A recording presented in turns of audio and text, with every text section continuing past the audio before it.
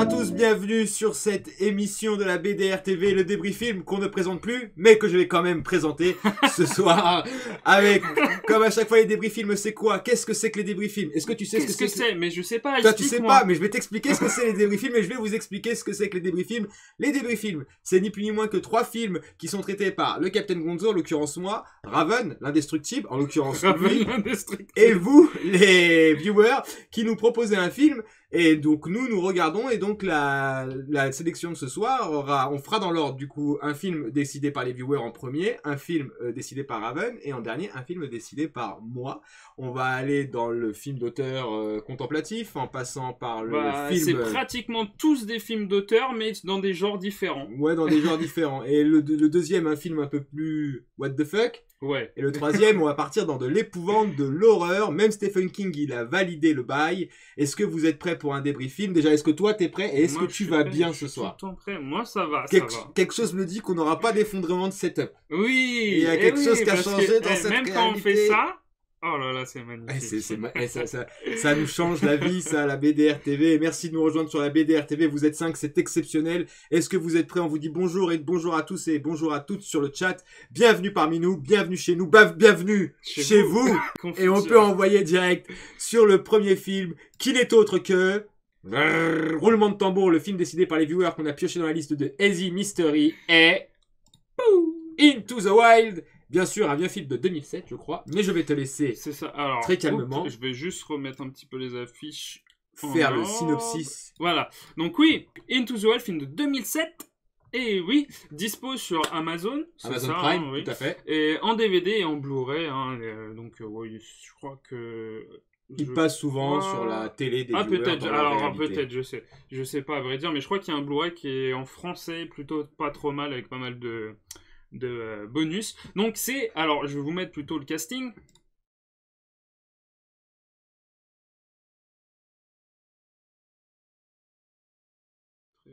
Je crois que oui, on nous entend. Alors, 1, 2, 1, 2. C'est bon, ça fonctionne. Le son est revenu. Désolé pour ce petit incident technique. Désolé pour l'incident technique. Le micro a décidé d'être capricieux. Navré. Et je ne sais pas pourquoi. Navré. C'est OBS. Ouais, je pense que c'est Streamlabs qui a fait planter tout le truc. Streamlabs, vous cassez pas des réalités.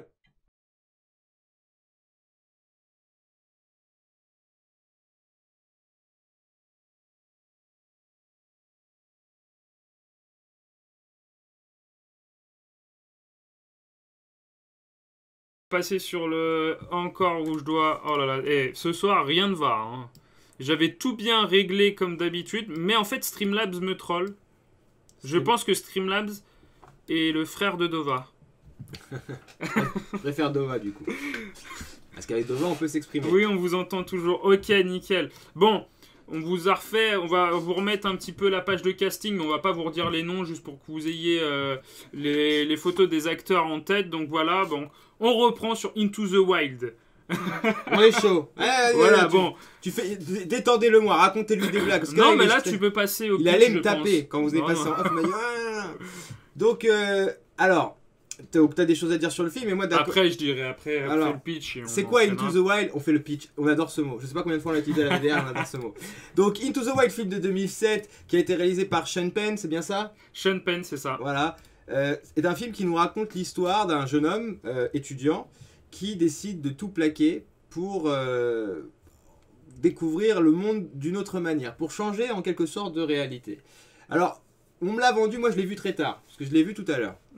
Moi je l'ai vu tout à l'heure. Attention. Voilà le focus. Voilà le focus. Donc, jusqu'au bout, j'ai pas trop bougé. Jusqu'au bout, ça va être compliqué ce soir. Donc moi je l'ai vu tout à l'heure, je l'ai pas vu en 2007, je sais qu'il avait fait grand bruit, que beaucoup de gens l'utilisent comme un film référence. Bon, on m'avait un peu raconté de quoi ça parlait, donc quelqu'un qui avait absolument tout pour réussir, et matériellement qui ne manquait de rien, et qui décide de tourner le dos finalement à ce confort, pour se tourner vers une aventure humaine, en traversant les États-Unis, et en poursuivant les rêves qu'il a décidé de se construire dans la tête. Alors quand le film commence, sachez que j'ai été réveillé à 2h16 du matin pour que Gonzo puisse voir ce film. Alors oui, parce que ce film-là, je l'ai regardé en plusieurs fois. Et n'ayant pas des codes Amazon Prime, j'ai téléphoné à Zcali pour Mais pourquoi tu me l'as... Parce qu'en fait j'ai oublié de... Je lui dis, si tu veux les codes, tu me demandes, je te les file.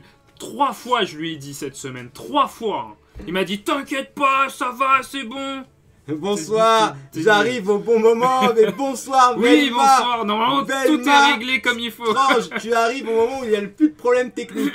Donc oui, en fait, parce que Zedkali, elle m'a dit, bah si tu veux, je te passe mes codes. Et toi, je me dis, si tu veux, je te passe mes codes. Et puis, Bah oui. et puis à 2h16 du matin, je me voyais mal te déranger pour prendre tes codes. Donc moi, en plus, j'avais fini à peine de travailler, tu vois. Donc j'ai regardé le début du film. Ensuite, il s'est arrêté. Alors là, j'espère réellement qu'il y a 11 personnes sur live, je vais pas dire, mais grosso modo, j'ai enchaîné entre et le travail et le visionnage du film. Et bon, pour moi, c'était assez simpliste. D'ailleurs, le gars, voilà, le jeune bourgeois début des années 90, qui trouve pas de réelle accroche dans la vie telle qu'on lui telle qu'il la voit, telle qu'il l'aperçoit, qui a tout pour réussir, qui est quelqu'un de brillant, qui a énormément travaillé sur le racisme. Sur l'apartheid, qui a étudié ça dans le fond. Je pense que c'est ça qui l'a, avec son histoire personnelle, c'est ça qui l'a aidé à se construire.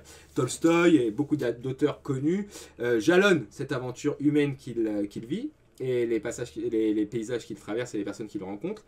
Donc au début, je suis pas circonspect, mais quand je regarde le film, tu vois, je prends des pinces. Je dis ok, d'accord, c'est un film de hippie. Tu vas me montrer. C'est un film de hippie, mais sur la fin hippie en fait. Justement, je trouve que c'est pas du tout un film de hippie. Moi, mais pour moi, justement, ça prend la fin des années hippies. Ouais, mais ça, en fait, il y a cet appui-là. Et encore, les années hippies, tu vois, on est plus dans les années 70, là, on est dans les années 90. La vague, elle a déjà reflué, comme le dit dans Las Vegas Parano, le Dr Hunter S. Thompson, qui a le doux sobriquet de Raoul Duke, qui n'est ni plus ni moins que le Gonzo Master. Ça veut pas dire, ça veut pas dire de gros mots, et ça te fait l'apologie du partage de code. De partage de... Oui, pour les... Bah oui. Ah d'accord, pour oui. les comptes. Oui, pour les comptes de VOD, à un moment donné...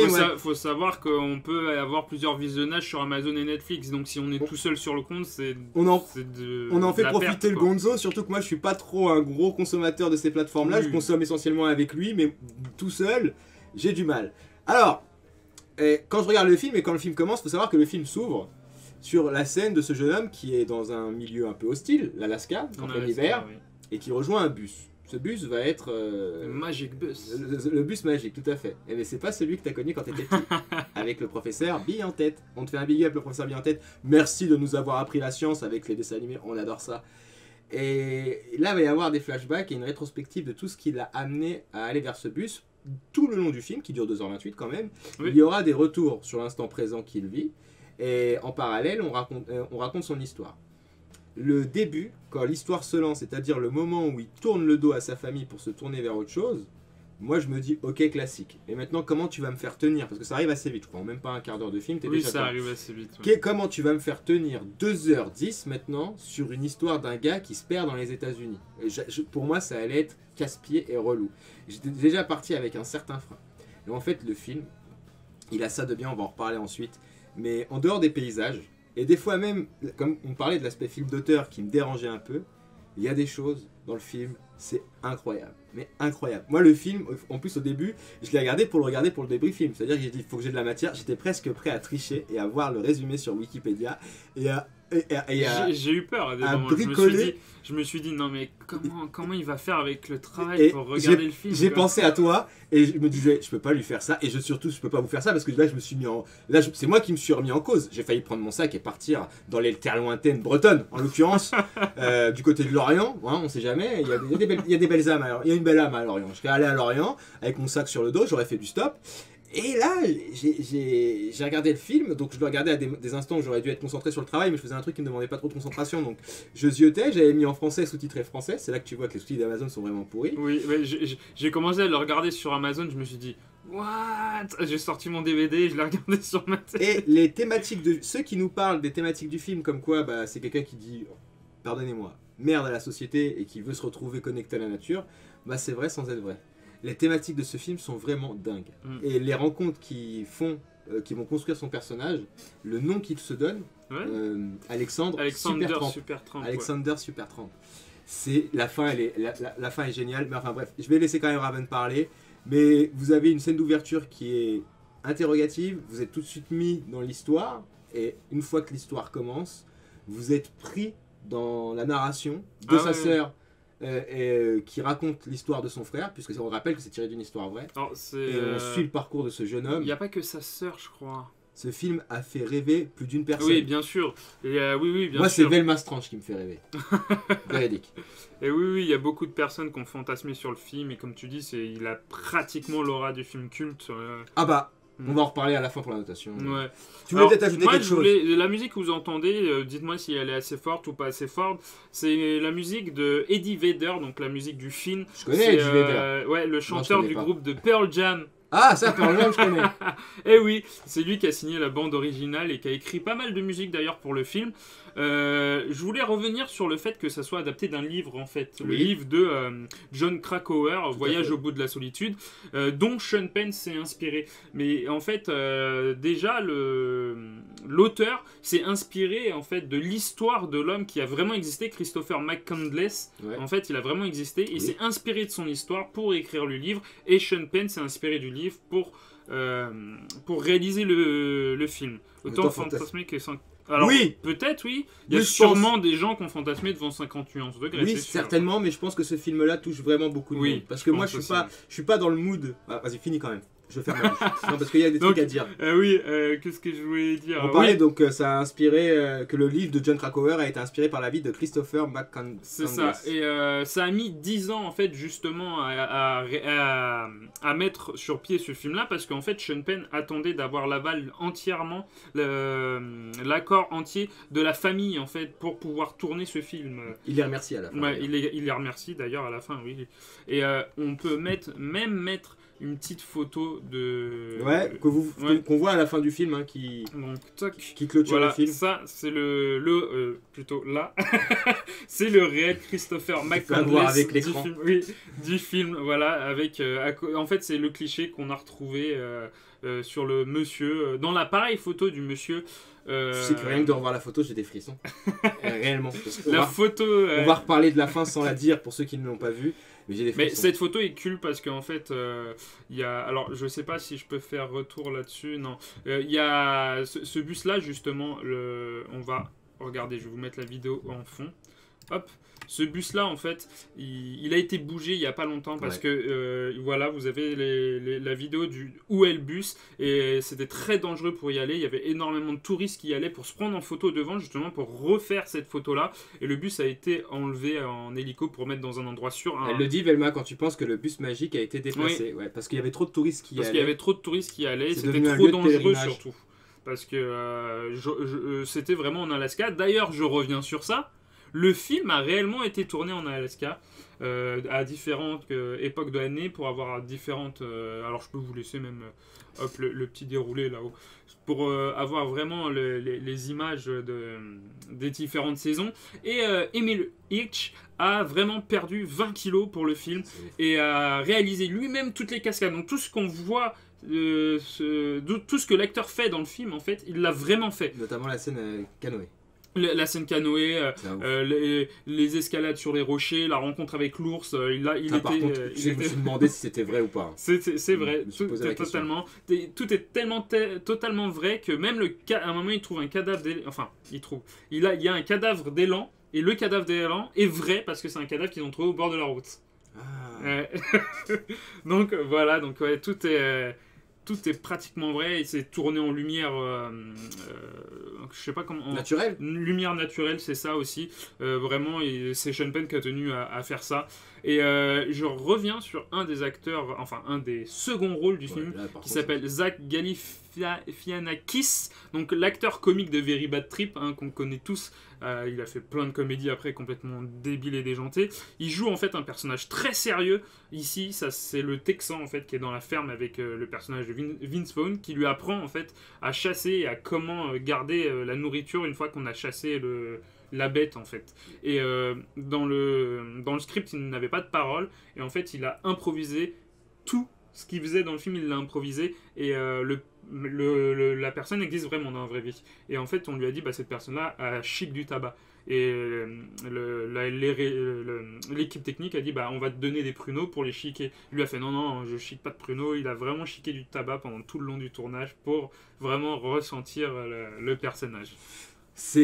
Alors ça, donc ça ajoute beaucoup de choses à ce film. Faut savoir que le contexte qui a fait que ce jeune homme quitte son foyer, c'est pas que c'est quelqu'un qui bêtement a dit qu'il voulait une autre vie, qu'il trouvait que tout était faux.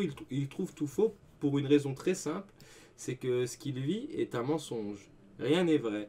Et qu'il n'arrive pas à s'épanouir là-dedans. Et vous allez apprendre au fur et à mesure que le film avance comment il a grandi. Qu'est-ce qui a pu entraîner la décision, puisque la décision, il faut savoir qu'il la prend et qu'il est injoignable, mais dans les années 90, il n'y a pas de téléphone portable, on ne sait pas où il est. Il est porté disparu. Il fait tout pour effacer ses traces. Il fait tout pour effacer ses traces, dont le nom qu'il se donne. D'ailleurs, moi au début, j'ai compris sans comprendre, et à la fin, quand tu comprends, quand on arrive sur la petite étiquette, émotion garantie. Ah non, mais le film, c'est-à-dire qu'il est découpé en plusieurs chapitres. Le premier s'appelle Renaissance. La Renaissance, et le dernier parle de la route vers la sagesse. C'est ça. Et ce personnage, en fait, il était intelligent, il avait des très bonnes notes, il était promu à un bel avenir et il ne manquait de rien. D'ailleurs, il dit qu'il devait rentrer à Harvard. Voilà, mais ce qui lui manquait à ce gars-là, alors on pense que c'est pas forcément que la société ne lui convenait pas. Je pense maintenant, avec le recul qu'on a et l'âge qu'on n'est pas sur un film bête de quelqu'un qui veut vraiment aller chasser du castor et qui s'est dit qu'il était mieux tout nu dans la forêt. Ouais. On est sur quelqu'un qui est en quête de vérité.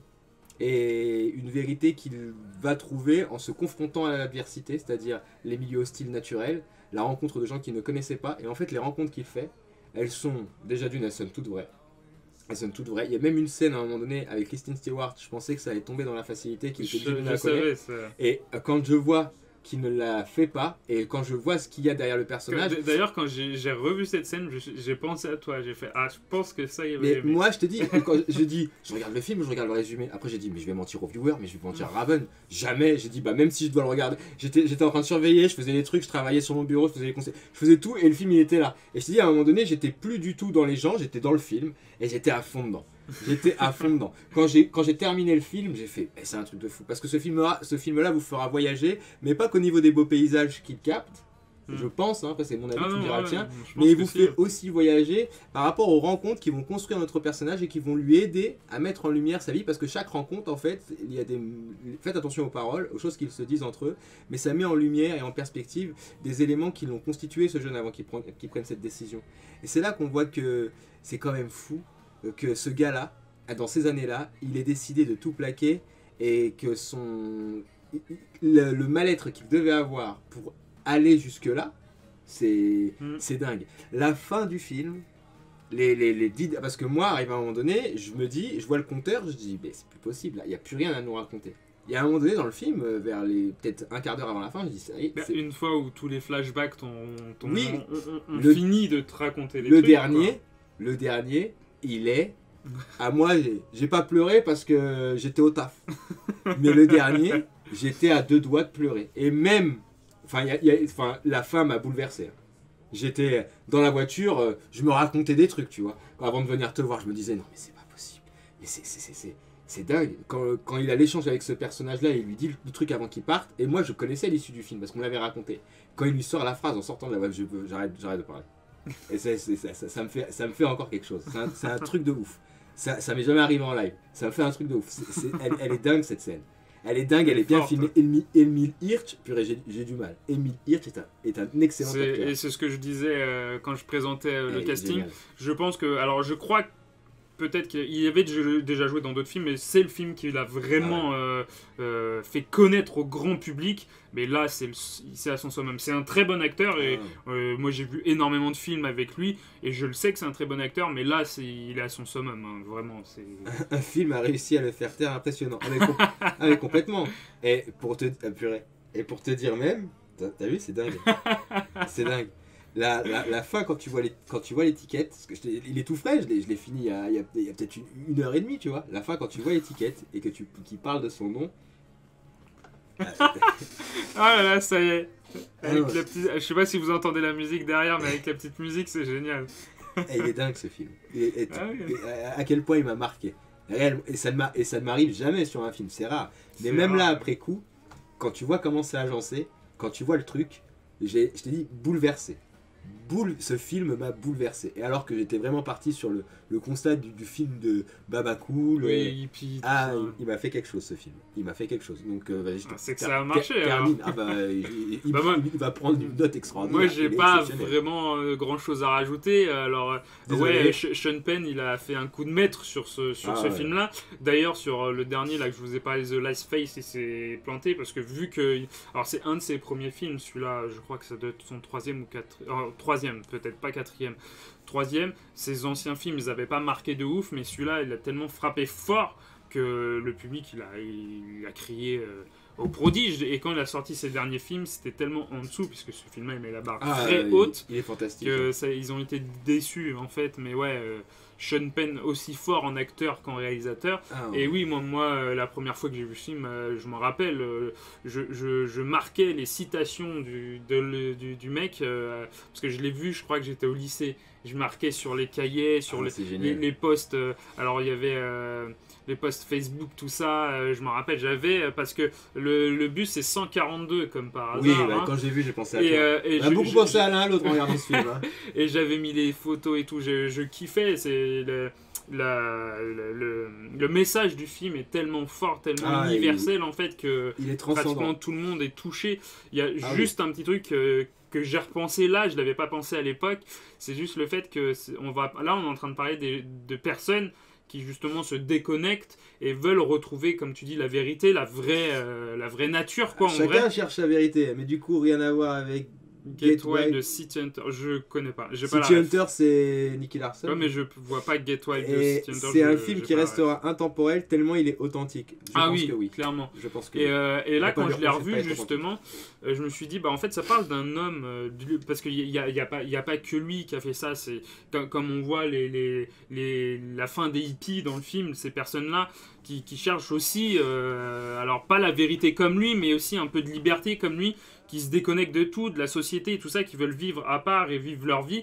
Je trouve que faire un film, alors que quand tu fais un film, c'est pas du tout déconnecté de la société, c'est ancré dans la société, c'est une industrie même, ça fait de l'argent avec ça, même on pourrait dire que c'est malhonnête de faire l'argent avec c'est l'histoire de cet homme-là qui justement ne brûlait son argent pour voyager. Mais il en gagnait aussi, tu vois. Il en gagnait. C'est ça qui est intéressant, c'est-à-dire que l'argent qu'on lui donnait, il en voulait pas. C'est ça, et il disait qu'il était plus heureux s'il n'avait pas d'argent. Voilà, alors ça. Après, il est quand même obligé d'en avoir parce que bon, le système. Il y a des trucs qui fait que oui. Voilà. Mais le truc, c'est que je me suis dit, c'est un monde à part.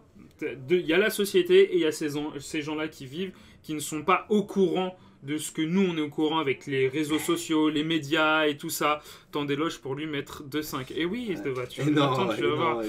Et je me disais, c'est ouf alors, il faut faire passer ce message-là, tu vois, mais c'est un peu hypocrite de faire un film comme ça, où on sait la machination qu'il y a derrière le cinéma, derrière Hollywood, derrière la construction d'un film, pour parler d'une personne qui se bat justement pour sortir de cette société qui le ronge en fait et qui veut s'éloigner de l'homme. Non, parce que je te dis, moi je l'ai pas compris comme ça. Non, mais c'est pas la société qui était le mal chez lui. Non, mais la société l'a constitué par rapport à sa famille, qui fait attention à son apparence, qui est des parents qui lui disent pas la vérité. Et en fait, moi je pense que la société a tendance à te mentir.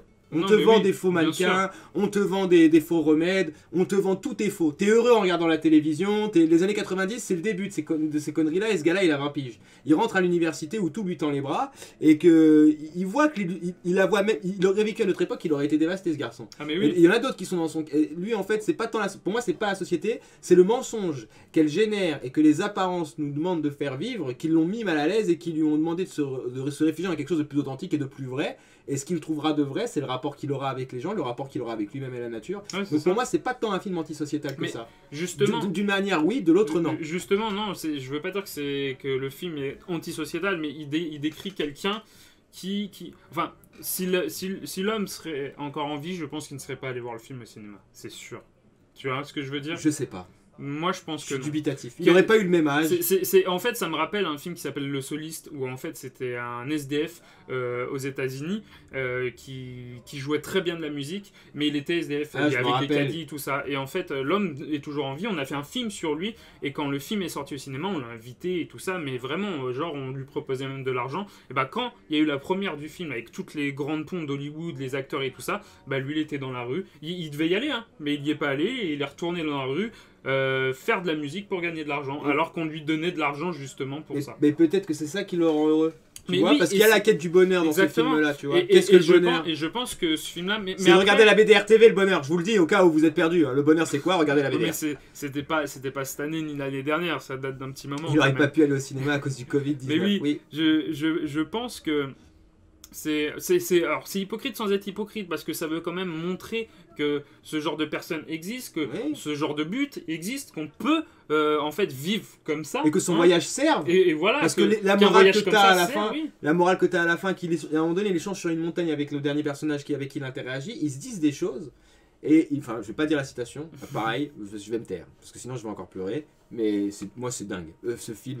Pour que je sois ailleurs et sur le film, pour pouvoir avoir quelque chose à vous raconter ce soir, et que il fallait un film aussi captivant pour qu'il me sorte de mon travail, pour me consacrer à lui non-stop. C'est-à-dire que moi ça a été graduel, hein. C'est-à-dire que je suis pas du tout rentré dedans dès le départ. Je ne la regardais pas par contrainte, mais parce qu'on a été limité dans le temps avec la BDR, parce qu'on a nos occupations. Et je voulais pas qu'on repropose de film, et lui non plus, et il fallait aussi qu'on aille sur le choix des viewers.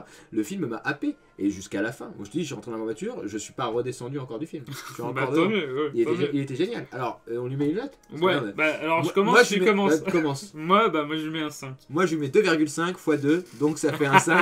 Donc il prend un 5 sur 5. On peut le ranger au rang de film culte. On vous le recommande chaudement, réellement. Culte de la BDR. Et intemporel, comme l'a dit Velma, elle a si bien souligné. Merci à tous d'être sur la BDR. Vous êtes 7, c'est exceptionnel. Merci de nous rejoindre, de casser des réalités, parce qu'on va passer maintenant au film numéro 2 et on va changer complètement de ton et d'ambiance.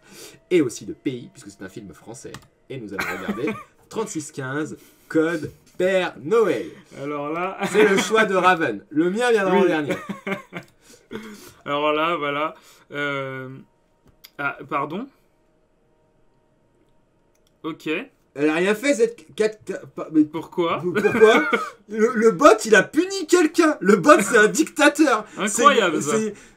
Le bot, si tu m'entends, calme-toi. Hein. C'est nous tes patrons. C'est nous tes papas. Hein. Voilà, on est les papas du bot.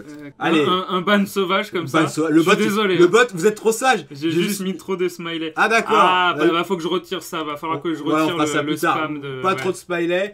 Et donc, spammez pas trop, ouais. Voilà. 3615, Code Père Noël, qui est un film que Raven a choisi. Raven, je t'en prie, parle-nous du casting de ce film français qui fait écho à une très belle année. On va rester dans les années 80, c'est 90. Vrai.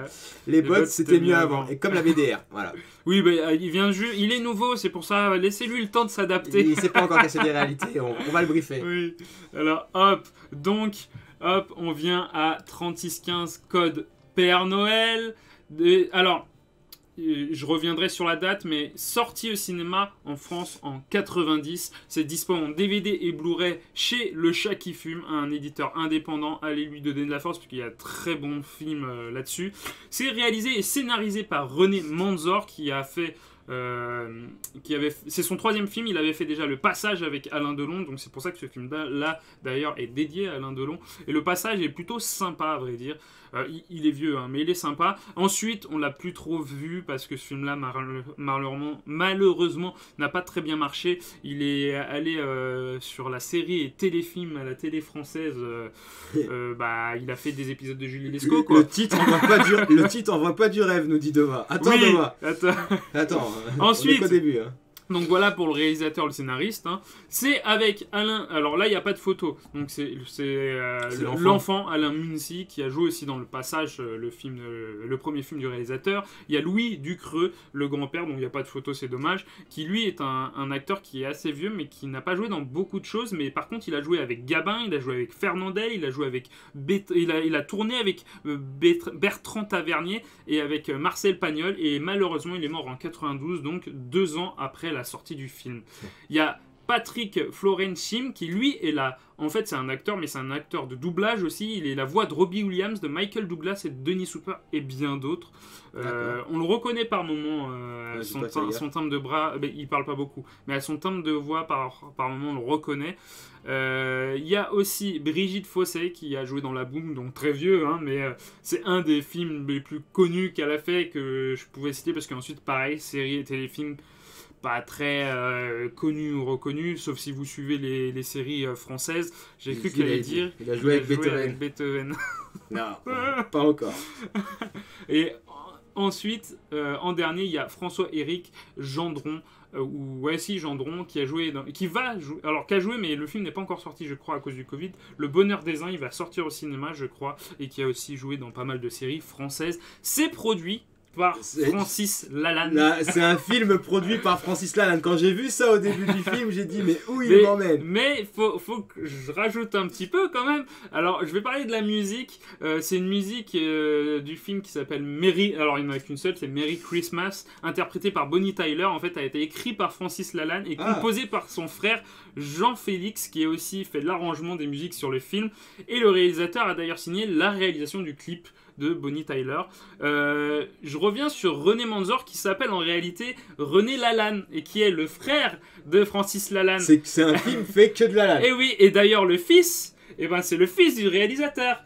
Non. Donc le neveu de Francis Lalanne. Le gamin, donc c'est un film full famille Lalanne. C'est ça. Oh là là là là là là. Et on était des trucs pour vous. On va pitcher le film et après on reviendra sur d'autres petits trucs que je dirais. Alors ça va être dur de garder. Il en perd ses mots. On sera pas sur le même registre émotionnel que le film d'avant.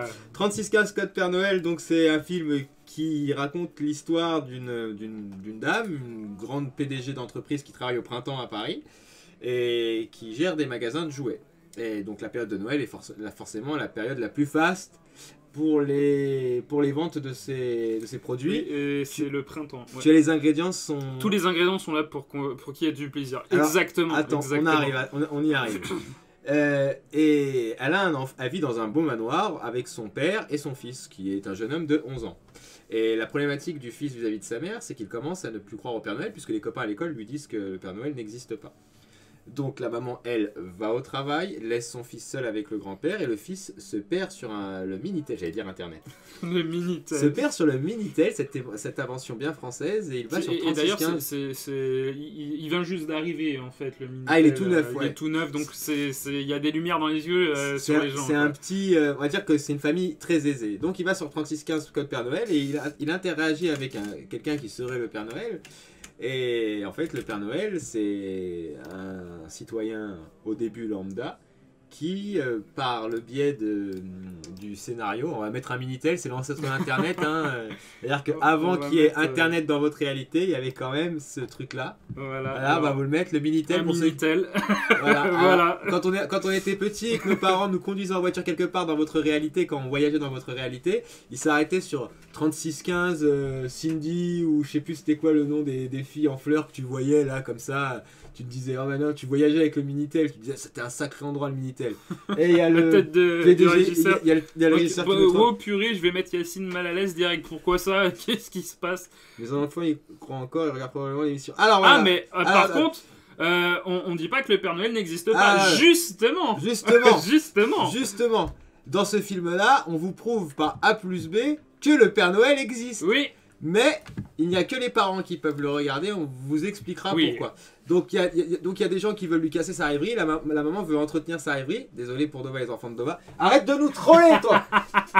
Et là, il se passe que le gars avec qui il interagit est un gars pas très net, qui va utiliser le Minitel. Justement, là, a dit le Minitel général incrusté dans le mur. Et bien, c'est presque ça, en fait. C'est à la gare. Et que de il y avait des bornes de Minitel. J'ai pas le souvenir de ça. Elle a raison. Non, moi non plus. Parce que le gars, l'adulte qui parle avec l'enfant, interagit à partir d'une borne. C'est ça. Interagit à partir d'une borne. Et après, le film part dans du n'importe quoi. Oui, alors ça va Le film crescendo. ça va crescendo. Mais quand je vous dis ça va crescendo, faut le recontextualiser, 1989. Alors, oui, le film, en fait, voilà, je vais revenir parce que c'est un huis clos, un home invasion, hein, comme un certain film qui est sorti en 90 qui s'appelle Maman, j'ai raté l'avion. Oui. Le Ah, film, c'est un style ça. oui, le film est sorti en même temps, la même année au cinéma. Sauf que 3615 Code Père Noël a été réalisé l'année d'avant, en 89. Et en fait, ils ont eu des problèmes de distribution, donc le film n'est sorti au cinéma qu'un an plus tard. D'accord. Eh oui. Ok. Et du coup, bah, l'enfant enfermé dans le manoir va recevoir la visite du Père Noël, sauf que ça ne va pas se passer exactement comme prévu. Et il va y avoir du coup tout un enchaînement de situations qui vous feront rappeler justement le film Maman j'ai raté C'est l'avion, ça. mais beaucoup plus sombre. Beaucoup plus trash. Beaucoup plus sombre, beaucoup plus trash. Le film prend des paris risqués, des fois, De ouf. sur certaines scènes. Ouais. On va pas les développer ici parce que moi, quand il me propose son film, j'ai pas envie de le voir. Oui, déjà le nom, comme dit Dova, mais surtout le commencement. Alors, Lalanne, toutes ces voilà, c'est conneries-là. ça. Ça commence par Francis Lalanne présente 3615.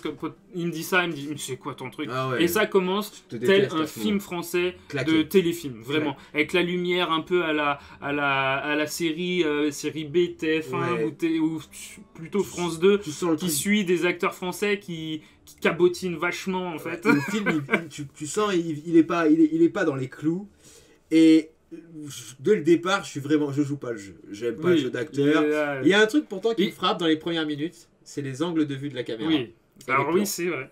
Les plans sont très dynamiques, beaucoup de perspectives. C'est là que tu te dis que il y a quelque chose. C'est pas pour rien. Il y a quelque chose. Et là, désolé, faut que j'arrête de regarder mon téléphone quand je suis en live. Pardon, excuse-moi, en plus je sais que t'aimes pas ça. Et les situations qu'on va débloquer la visite du Père Noël au petit et l'introduction du moment où il arrive chez lui. Moi, c'est là que ça commence. Là, le film, vous vous dites. Oui. Alors, oh, il met un certain temps. Il met un certain temps à décoller. Ouais, il le dure film. que 1h30. Hein, mais... Ouais, mais tu vois, il dure qu'1h30, mais je trouve que c'est bien décomposé. Bah, Le film s'assume complètement dans son délire. Alors, moi, j'ai l'impression qu'on peut pas trop en dire sur le film parce qu'on va gâcher. oui, non, faut pas trop. On en va dire, gâcher. Le film part dans un délire et à aucun moment il ne renie son délire. Ah oui, oui, il Ah assume jusqu'au bout. Il assume jusqu'à la scène finale. Jusqu'à la scène finale. Et ça va loin. Et c'est un film français. C'est assez choquant de voir qu'en France, dans C'est cette ça, année-là, le truc. quelqu'un prend le pari d'avoir ce genre d'angle de vue, d'avoir cette comment Ce dire, genre de caméra. ce genre de caméra en Ce perspective. mouvement et tout. où les personnages- Le fait que de filmer le manoir comme ça, le manoir est refait Des fois, en je pensais à maquette. Poudlard. Et le manoir est fait intégralement en maquette en fait. Le manoir n'existe pas du tout. Ah oui, non. Tout est en Ça se voyait que studio. c'était Ouais. faux. Bah, oui, c'est 89 quand même. Hein. C'est pour Mais ça. l'univers, parce que le gamin vit dans un monde où il est très gâté, mais il est pas, enfin, il est très intelligent. Alors au début, je pensais que c'était un gosse pourri gâté, mais en Ouais, fait, c'est un mais enfant non. qui est très intelligent, qui a une certaine sensibilité. La coupe mulet sur le petit, Génial. c'est vraiment Mais je pense que même ça, c'est fait exprès. les références à la pop Oui, culture sur toutes les cette références époque. incroyables sur les films de cette époque. Ouais, ouais, sur les films qui cartonnaient à cette époque, c'est-à-dire Ouais. qu'il s'est vraiment inspiré de tout ce qu'il a pu trouver sur la fin des Ouais, années on 80, peut- début 90, on comme peut Bernie citer, Noël qui est trash et s'assume malgré un début mitigé. Ouais, Bernie, Oui. j'ai vu que les 40 Ouais, dernières ouais, minutes, c'est un peu le même délire. Ouais. Ouais. Sauf que là, vraiment, ça commence vraiment en tant que film téléfilm français, mais pendant peut-être 20 minutes, quoi. 20 Ouais, minutes 20 de minutes. téléfilm Eh, français. tu sens quoi. quand même qu'il va y avoir un truc Oui, bizarre. tu sens que ça... En fait, Parce ça que monte la tout première doucement, scène ouais. du film vous montre l'un des antagonistes, et d'ailleurs c'est creepy de ouf.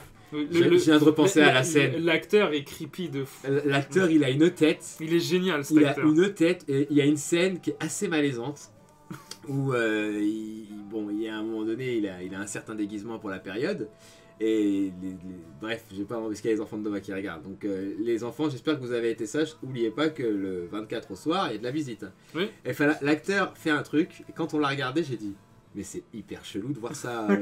Il me dit, ouais, il prend une certaine liberté. Tu fais ça aujourd'hui, tu déclenches pas un scandale, mais je pense que Mais c'est une c'est scène qui fait bizarre. parler d'elle. Mais je les pense réseaux. le film n'a pas super bien marché à l'époque et je pense Je que sais c'est pas. en partie pour ces. Mais je des pense pas que ce petites soit parties. lié. Alors, Je pense que peut-être pas t'as sur raison, cette scène-là, trop mais- en avance sur son temps. oui, c'est Parce ça. que le film a ce défaut d'aller tellement loin que à l'époque, tu pouvais pas. Si tu le remets dans son temps, avec le flic de Beverly Hills, SOS Fantôme, Surtout en France, en fait. en France, sur cette thématique-là, avec ce genre d'acteur et avec autant de violence, c'est difficile. À C'est notre compliqué. âge, avec tout ce qu'on a vu dans le cinéma, tu peux te l'approprier ou en tous les cas avoir le recul nécessaire. Tu Ouais. me le montrais il y a 15 ans, je détestais ce Bah, film. il y a des films comme ça en France qui sortent, mais direct sur Netflix. Il y a The Girl with Ball, qui est un film français, qui est un peu dans ce délire-là d'ailleurs, qui est sorti. Mais à notre époque-là, le film il serait passé easy. Mais à l'époque, en 89 ou 90, mais c'est immoral de passer ça à la télé. Quoi. Et puis tout est surjoué. Alors l'acteur qui joue l'antagoniste, qui joue le méchant, il le joue bien. Il est incroyable. Mais le petit, enfin, tout est exagéré. Oui, mais c'est fait exprès. Mais ça, tout, ça passe c'est- nickel, Parce qu'il c'est surprenant. s'inspire de Rambo, il s'inspire de... Lalanne, le de- producteur rebelle, nous dit Dova. Ouais, Ah ouais. mais oui, clairement. Par contre, zioter un peu ce que Lalanne produit et vous verrez que c'est assez étonnant quand même. Ouais, non, mais il y a un vrai travail il y a un vrai travail artistique. Ce film-là, Oui. il est déroutant. C'est un film de Noël, Ah clairement, mais mais dans la lignée. pas alors, pour les enfants par on contre. compare pas à Krampus, mais voilà, c'est-à-dire, vous avez les Ouais, films. c'est un peu la même mentalité, à Voilà. vrai dire, je pense. C'est des films qui démystifient le mythe de Noël. Donc c'est vraiment à regarder quand on est un adulte et qu'on a du recul sur cette Oui, parce qu'il y a période-là. certaines scènes violentes et creepy que je pense Il y a feraient des... peur Oh bah à des merci enfants.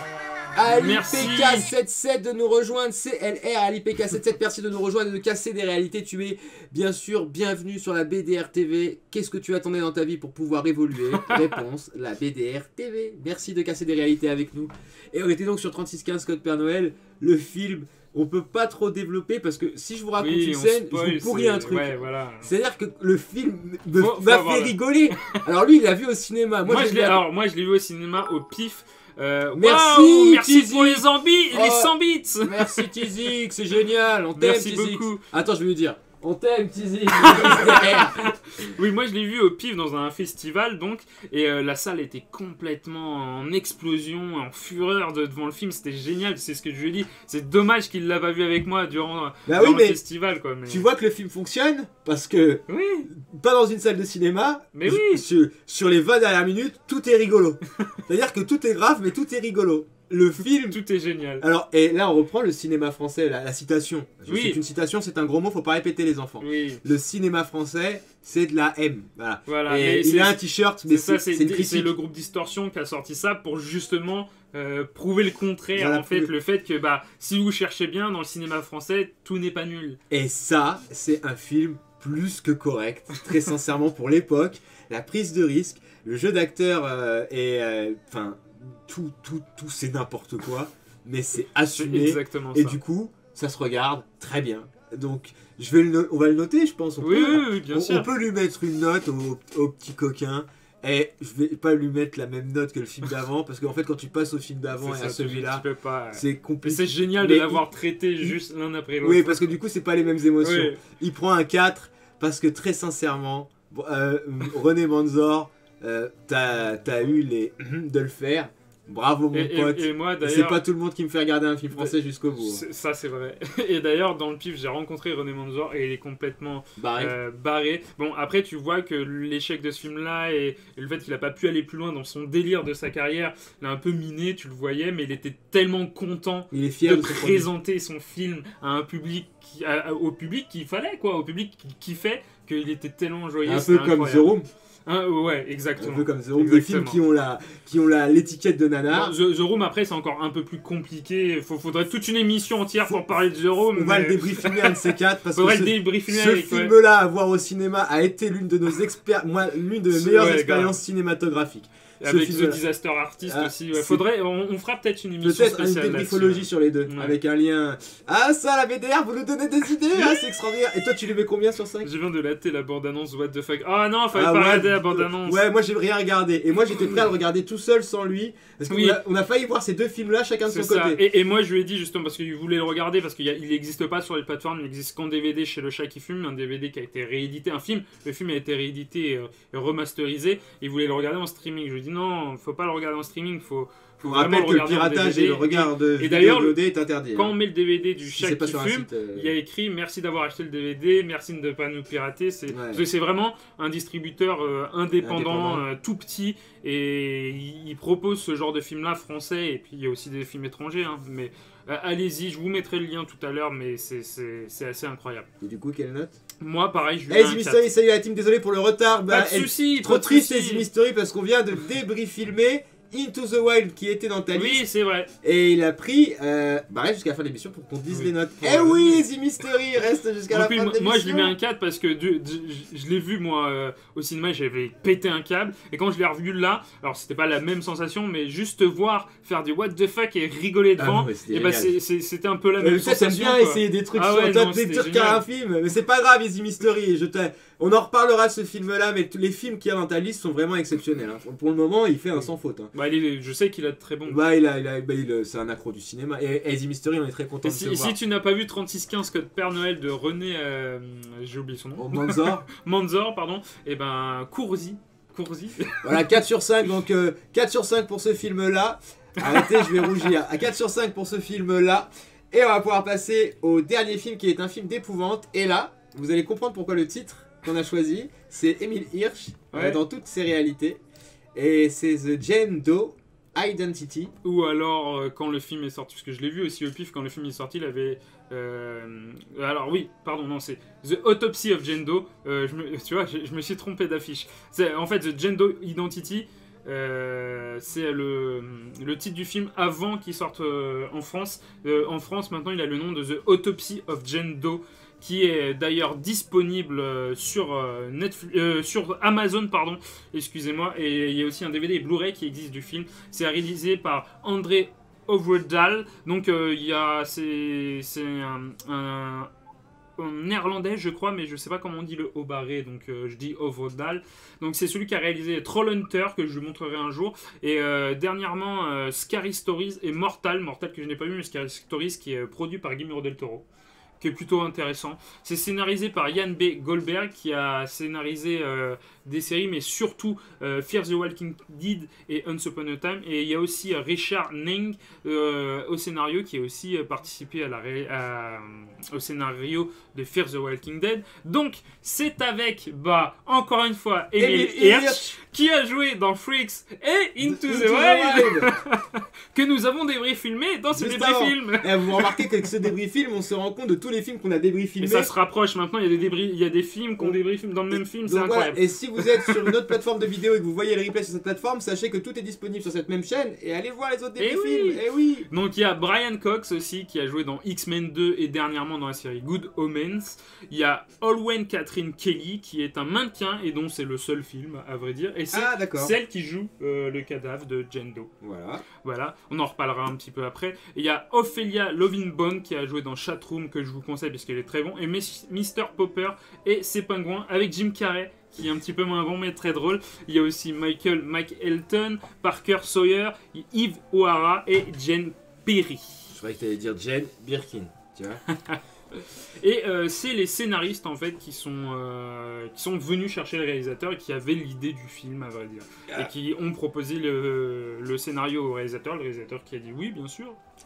Et pour cause, c'est moi qui avais envie de voir ce film, c'est-à-dire qu'il me tanne, il me dit quel film, et donc j'ai du mal à me rappeler des films que je n'ai pas vu, que j'avais envie de voir, et celui-là est un film qui m'a interpellé puisque Stephen King l'a fortement publicité. Qu'est-ce que c'est que The Jane Doe Identity ou alors The Autopsy of Jane Doe?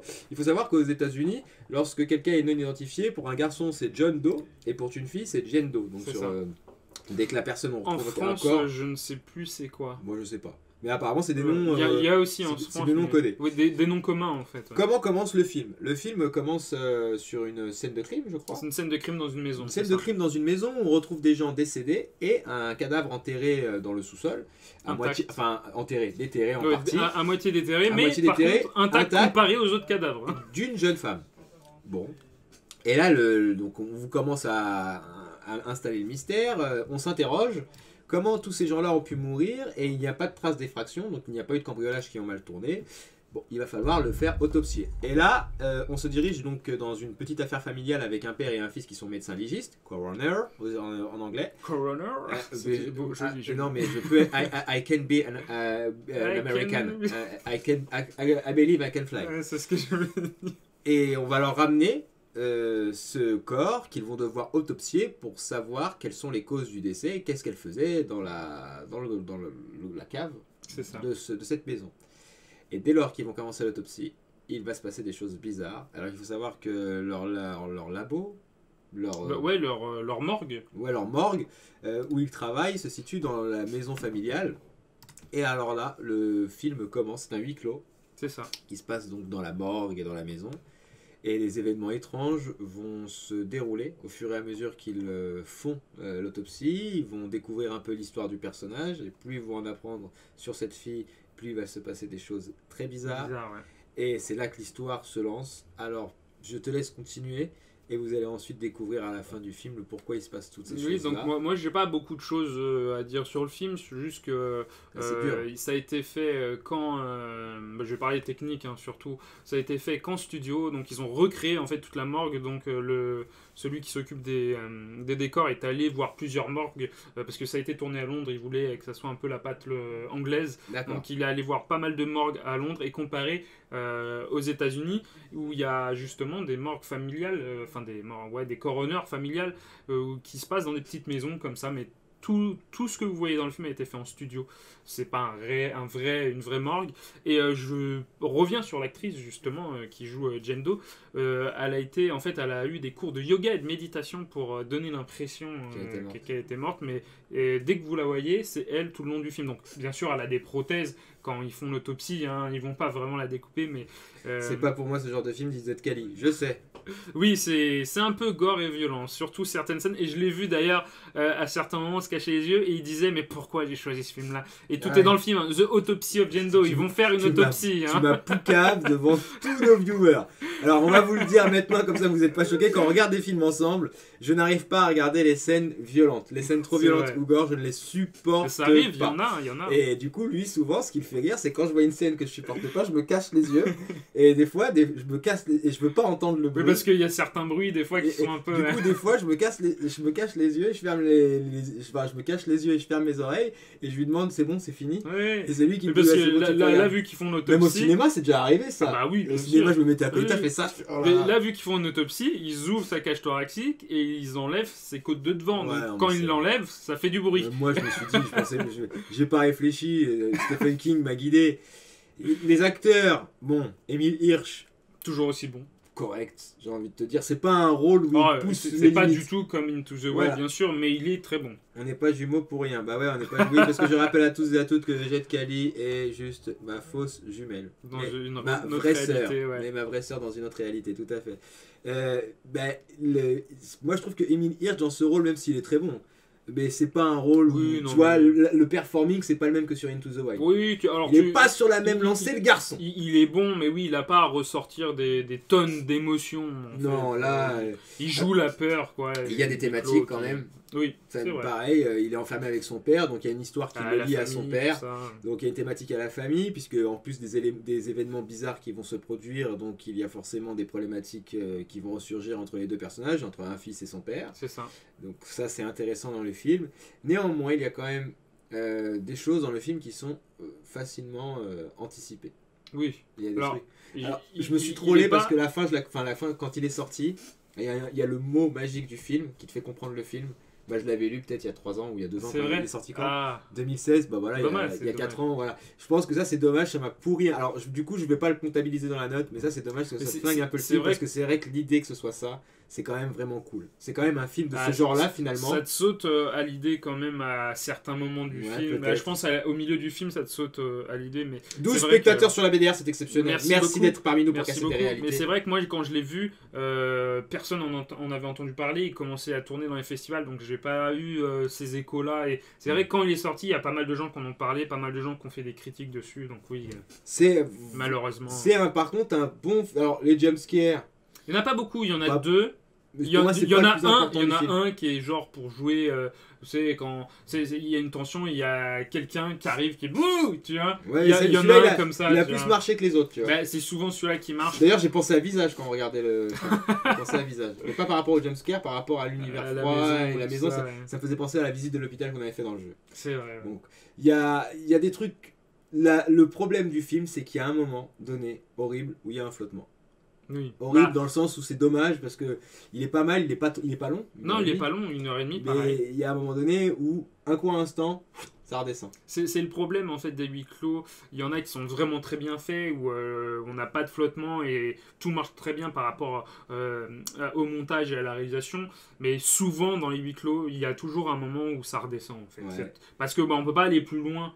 On est enfermé dans un endroit, dans une pièce ou dans une maison, et on peut pas aller plus loin. Alors là, dans ma tête, j'ai quand même Saw qui réussit, lui, pendant tout le long du film, à garder une tension. Ah oui, le 1. Le premier, Ah oui, oui. le 1, il est- Mais après, j'en ai pas d'autres.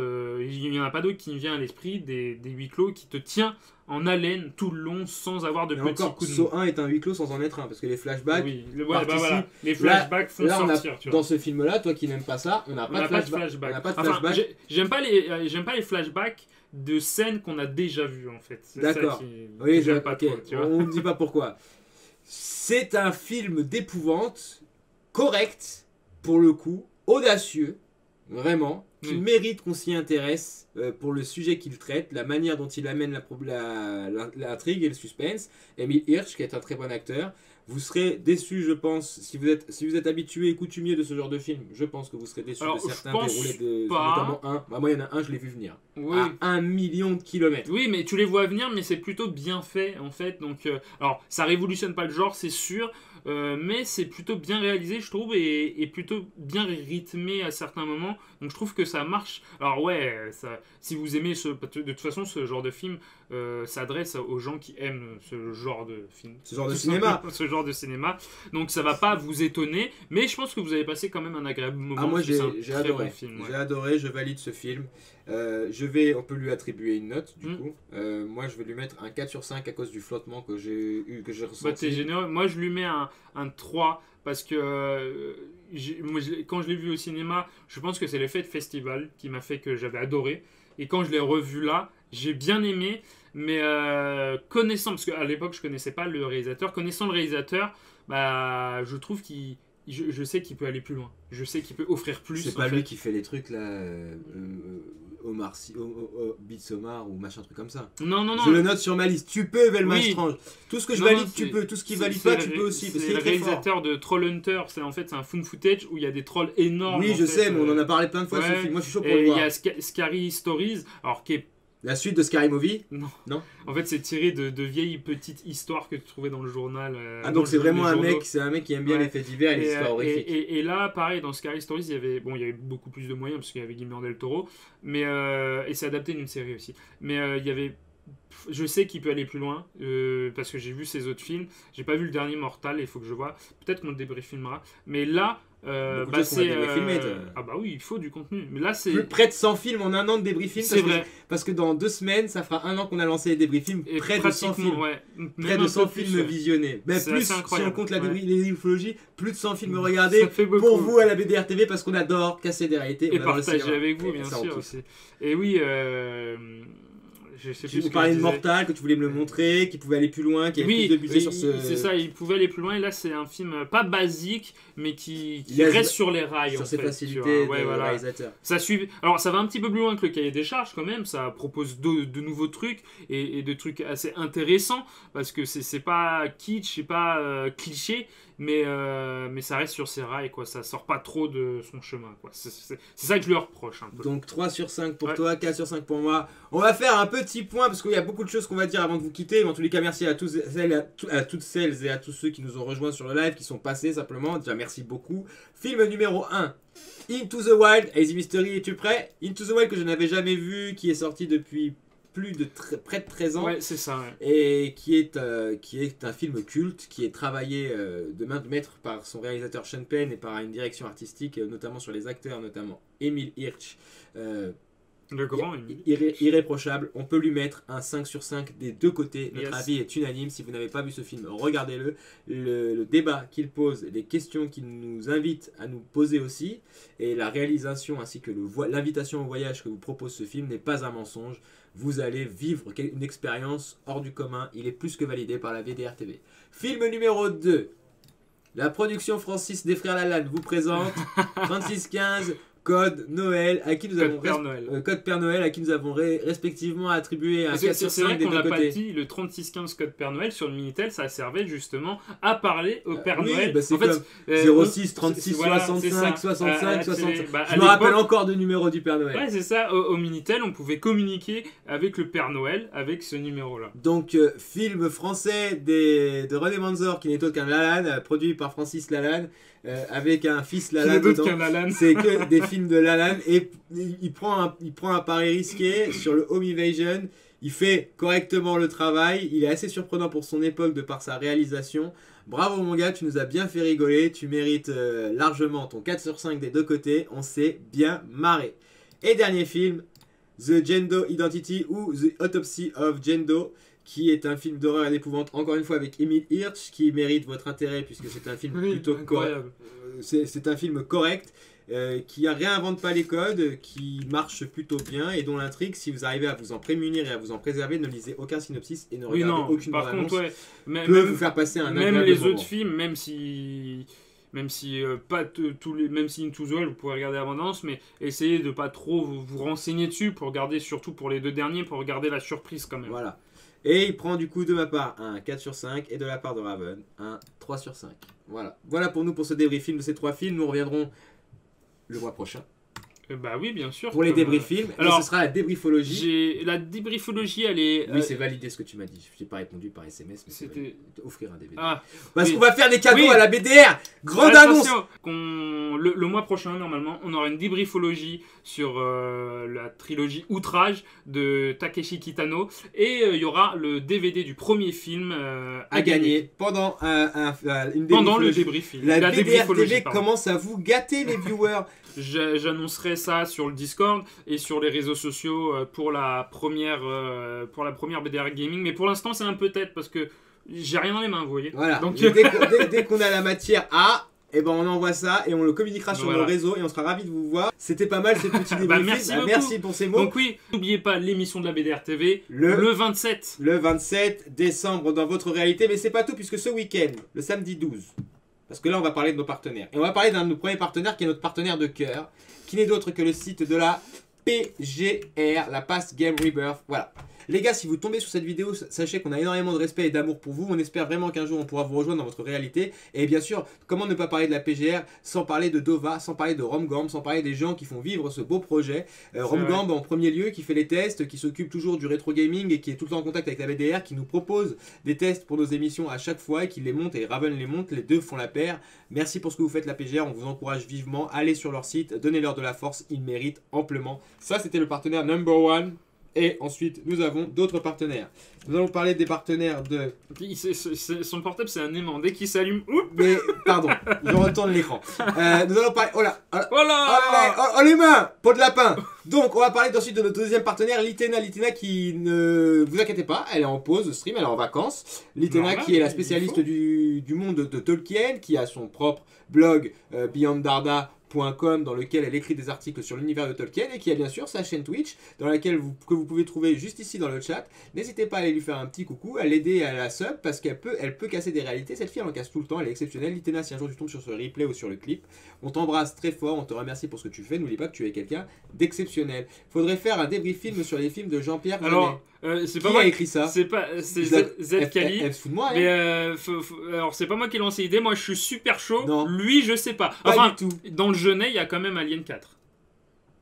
Tu vois, mais oui, les films de Caro et Jeunet, parce Alien qu'ils sont 4, souvent ensemble. Alien 4, je suis chaud de ouf. On en reparlera. Et bien sûr, c'est toi la radio qui ont fait leur grande émission le dimanche dernier, qui ont un programme et des intervenants plus que pertinents, qui chaque fois dans leurs émissions donnent le maximum. On pense notamment à Candy, à Mara, mais il y a aussi Ancestral et toute l'équipe de C'est toi la radio. On vous embrasse très fort. On vous invite à aller écouter votre futur podcast préféré. N'hésitez pas. Et j'ai vu qu'ils ont fait un petit live où il y avait un DJ qui oui, passait. tous les soirs, tous les lundis soirs. Tous les lundis soirs. Ouais, c'est super cool. C'est vraiment cool. Ouais. Et d'ailleurs, tous ceux qu'on vous a cités sont hébergés sur la chaîne de la BDR TV.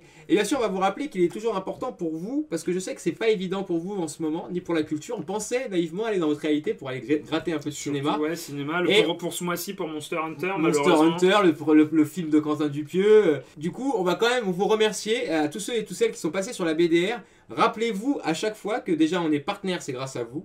On est heureux d'être là devant vous. Merci pour nous avoir écoutés pendant ces débriefs films. Merci d'écouter notre agenda, de nous suivre sur les réseaux. N'hésitez pas à partager nos différents réseaux, que ce soit sur Instagram, Twitter, Discord. le Discord. Tout est en bas. Alors voilà, tout va apparaître dans le chat. Je vais le dire, je le dis à chaque émission, je le tease, mais on l'a pas encore fait. Et bientôt, le TikTok de la BDR TV. Eh oui. Je commence à comprendre tous les codes de TikTok. On va faire des aux petits oignons. On va faire des trends sur TikTok avec la BDR. On va taper les 1000, tu vas voir, on va taper les 1000. Il va faire des danses TikTok. Voilà. Comment ça fait ça? C'est comme ça. Ah, il y a un truc comme ça. C'est choqué. Avec les doigts là. Il y a des belles choses. Merci à toi Easy. Merci à toi Mystery Zkali pour les propositions. Merci Zkali. Merci Velma Et oui, Strange. proposez des films toujours. Proposez tout le temps des films. Envoyez-nous pour ceux qui ont nos numéros, envoyez-nous des messages sur Discord et tout ça. Allez-y. Si c'est des films qu'on n'a pas débrief filmés, voilà. Nous, on a la liste de Easy Mystery en cas de secours qui est assez bien fournie. Merci à vous, c'était top. Mais c'est toi qui es top, Velma Strange, et je sais de quoi je parle. Elle est vraiment elle est exceptionnelle, cette femme. Je le dis ouvertement sur un live où il y a 3000 personnes. On a le droit, enfin, 7, bientôt 3000. Voilà, 3000. Tout est une on question, y est presque à ça. Tout est une question de... Je remercie Raven qui fait le maximum à chaque fois. Moi, j'ai pas fait grand chose. Si on est amoureux du cinéma depuis tout ce temps-là, c'est aussi et surtout grâce à lui. Et si je peux regarder les 36-15 Code Père Noël, si je peux être bouleversé mater des documentaires. Alors, je vais en trouver. J'en ai un, c'est bon, je sais. Prochain débrief, il y a un documentaire, c'est bon. Voilà, et en attendant de tous se revoir et de se retrouver, on vous embrasse bien fort. Et on vous rappelle que même si vous êtes semi-confiné dans une semi-confiture, n'oubliez pas que le plus important sur cette fin d'année, c'est de pouvoir encore et toujours casser des réalités. On vous embrasse et on vous dit à bientôt sur la BDR TV.